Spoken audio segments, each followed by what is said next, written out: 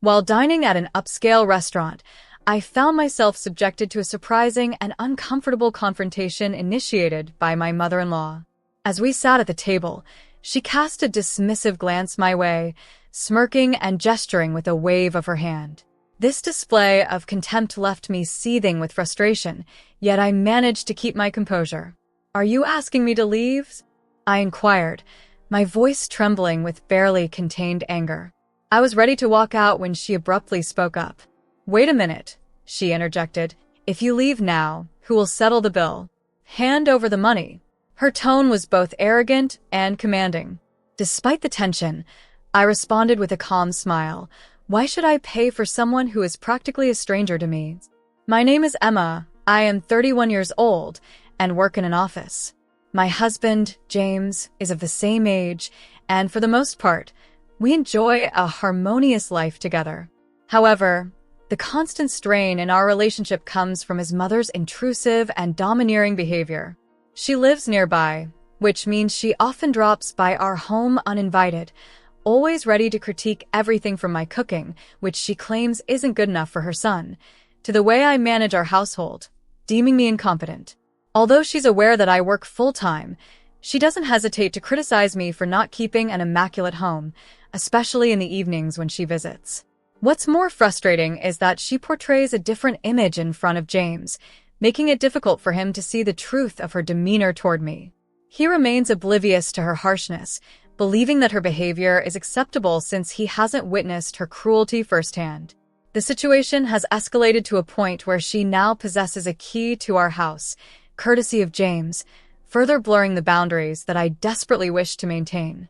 This ongoing ordeal challenges me to find a way to communicate the reality of her behavior to James and establish some much-needed boundaries with his mother. My mother-in-law regularly uses the key my husband gave her to barge into our home whenever she pleases, often complaining about my cooking and cleaning. Moreover, she doesn't hesitate to speak ill of me to our neighbors. It seems like it's just one issue after another with her.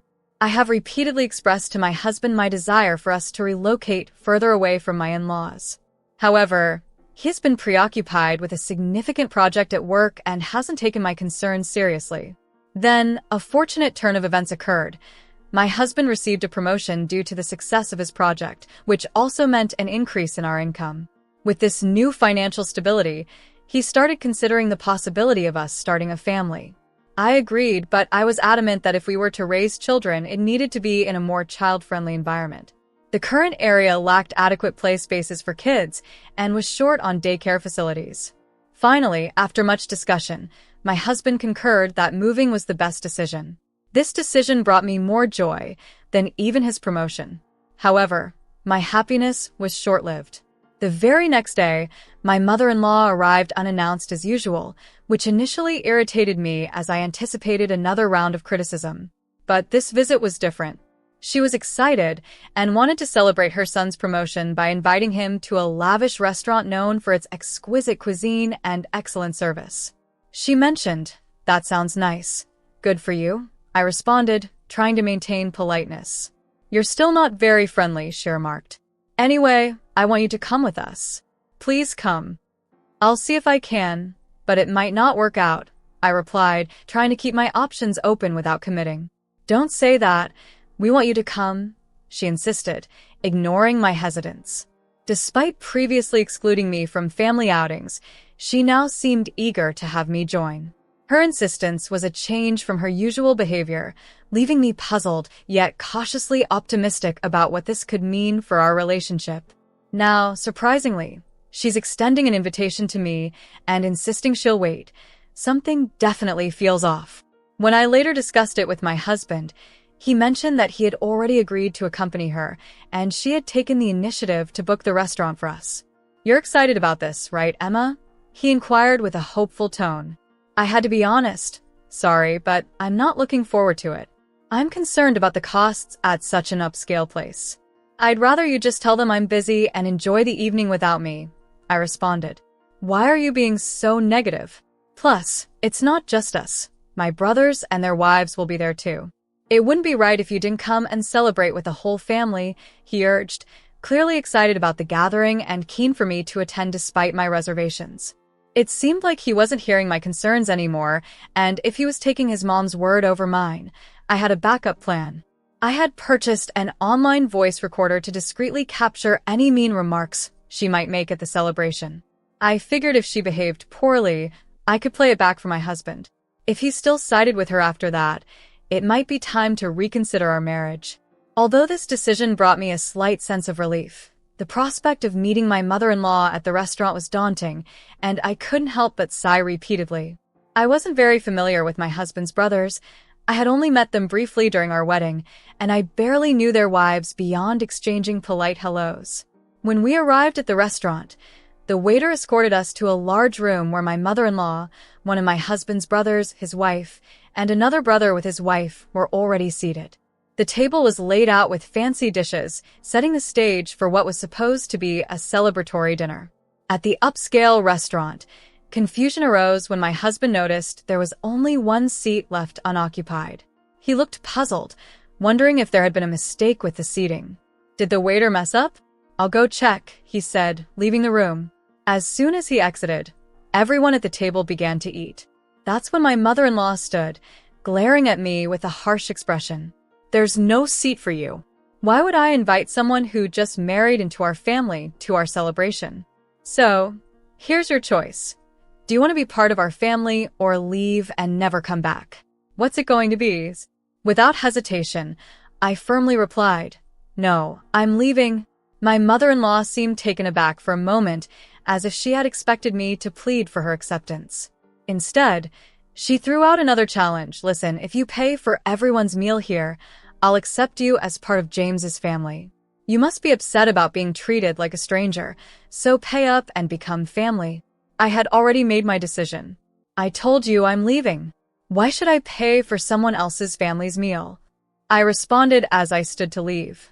My mother-in-law angrily slammed the table and yelled, "Don't you understand? I'm trying to make you part of the family.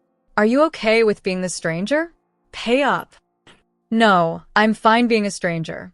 And since I'm a stranger, I'm not paying for your meal. Goodbye." I walked away swiftly. My mother-in-law tried to catch up to me, but by the time she reached the door of the room from her distant seat, I was already at the restaurant's exit. When I got home, I was considering emailing my husband about the incident when he returned within 15 minutes. The reservation was correct, and my mom was causing a scene, he explained, having learned the truth from his brother. "I heard everything from my brother. I'm sorry you had to go through that." "You came back quickly," I remarked, relieved yet still distressed by the events. "It seemed like she would have caused a scene whether you stayed or left," he replied, his tone filled with regret. "How could I sit with them after they insulted my Emma?" His quick return and understanding of the situation showed his support, which felt reassuring. This confrontation seemed to have a ripple effect. It appeared to awaken a realization among my husband's brothers' wives, who had previously thought they had to silently endure such treatment. Now, it seemed, they might reconsider their responses to such demeaning behavior. Witnessing my stand against my mother-in-law's demeaning attitude, the other wives were inspired to assert themselves as well. Soon after, they too left the restaurant, followed promptly by their husbands. Predictably, my mother-in-law didn't take this well.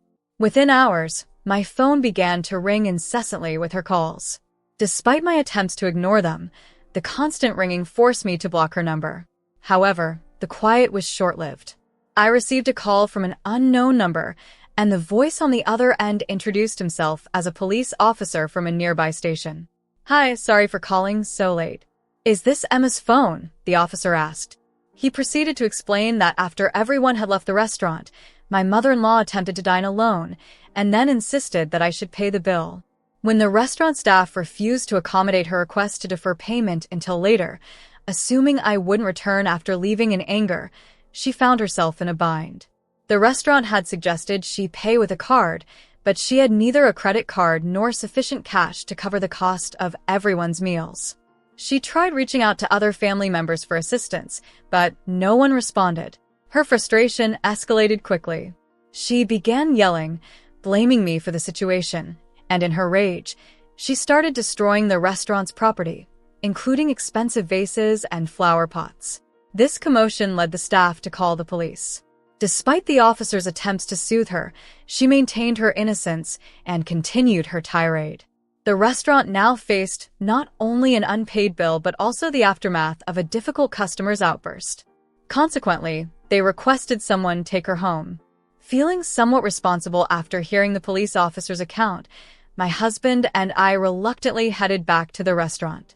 Upon our arrival, we found the police still trying to calm my mother-in-law down. She had her arms crossed, and upon seeing me, she burst out accusingly, "You're useless. This happened because you didn't pay the bill. It's only right to help your mother, isn't it? Pay up now." I was stunned that she would levy such threatening remarks even in the presence of law enforcement. The officer then informed us that if no one was willing to take her home, they would have to detain her for causing a disturbance and damaging property. The situation had spiraled far beyond a simple family disagreement, highlighting the severe consequences of her unchecked behavior. Faced with the prospect of the police either driving her to her in-law's house or arresting her for not settling the restaurant bill, my response was firm: take her away, arrest her, or whatever. Just make her take responsibility. My mother-in-law looked at me with disbelief. "How can you say something so heartless? I can't believe it.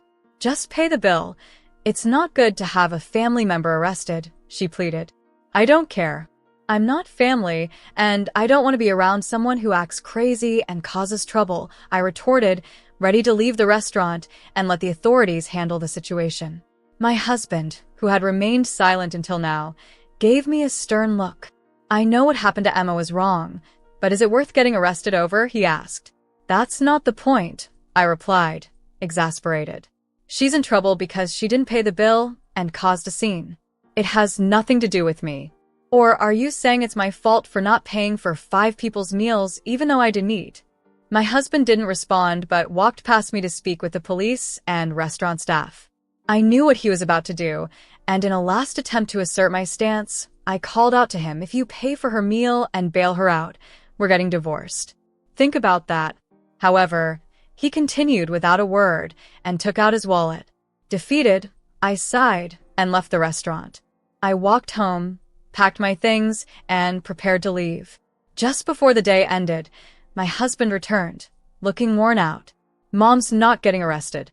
It turns out she was wrong. The restaurant agreed to forgive her if I came back and promised she wouldn't return. I didn't have enough money, so I called my brothers for help," he recounted, trying to explain his actions. I remained unmoved as he continued to explain, not reacting much to his words. He approached me, noticing the bags. "What's with the bags?" he asked, bewildered. "I'm getting ready to leave because we're getting divorced. I told you if you took her side, we'd get divorced." "You can't pretend you didn't hear me," I said firmly, as he watched me pack in surprise. Then, he started to raise his voice. "What's going on today? You've been acting weird all day. I know Mom did something bad, but why do we have to get divorced?" "I already told you. I'm being mistreated, and even when you see proof and hear others talk about it, you still choose your almost arrested mom over me. Is it weird that I want to divorce someone like that?" "I've had enough," I replied, exhausted from having to defend my decision yet again. My husband continued to speak, his voice filled with confusion and distress, not fully grasping the depth of the rift that had formed between us. Having resolved to move on from the tumultuous relationship, I swiftly prepared to leave and also obtain the necessary paperwork for a divorce. The very next morning, I signed the divorce papers. My husband was reluctant to end our marriage, but faced with the prospect of legal action, he too signed the papers. I submitted them without delay, finally ready to embrace my independence. Soon after our separation, my husband moved out and returned to his parents' home. Having depended on me for most household chores, he struggled to keep his living space tidy. Frustrated by the disarray, he decided to cancel the apartment lease and fully move back with his parents. His brothers ended up following suit. When he reached out to them for financial assistance to repay the restaurant bill, it ignited significant conflicts with their wives. The wives protested, arguing they shouldn't have to pay for a debacle they hadn't caused, but the brothers, siding with their mother, used their own money to help without consulting their spouses. This only deepened the rift, leading to accusations of being unreasonable and even fears of legal consequences. The brothers' dismissive attitude toward their wives led to a quick deterioration of their marriages. Facing similar disputes, they too returned to their parents' home, lamenting their reluctance to manage their households. This situation turned my mother-in-law and her sons into the talk of the neighborhood. Rumors spread that the brothers had been abandoned by their wives. My mother-in-law labeled such talk as nonsense and attempted to paint us as ungrateful and undutiful wives. The estranged husbands echoed her sentiments, smugly blaming the failed marriages on their wives, confident that divorcing was the right choice. Fortunately, I had maintained strong relationships with my neighbors who saw through these stories. My mother-in-law gained an unfavorable reputation for her poor parenting, not having instilled proper values or independence in her sons. The husbands, on the other hand, were now seen as mama's boys, notorious for their unwavering support of their mothers over their spouses. This entire saga highlighted the underlying issues within the family and reinforced the community's perception of the true dynamics at play. Despite attempts from my exasperated mother-in-law and the husbands to reconnect, I had already changed my contact details and relocated to a new area, effectively disappearing from their radar. They likely continue to grumble about losing contact, but for me, the absence of my mother-in-law's stressful presence is a tremendous relief. In this new chapter of my life, making new friends has been incredibly transformative. During the process of my divorce, I forged strong bonds with the ex-wives of my husband's brothers. United by our mutual frustrations with the matriarch of their family, we found solace and camaraderie in each other's company. Now, we frequently spend time together enjoying meals out, shopping, and just relaxing on weekends.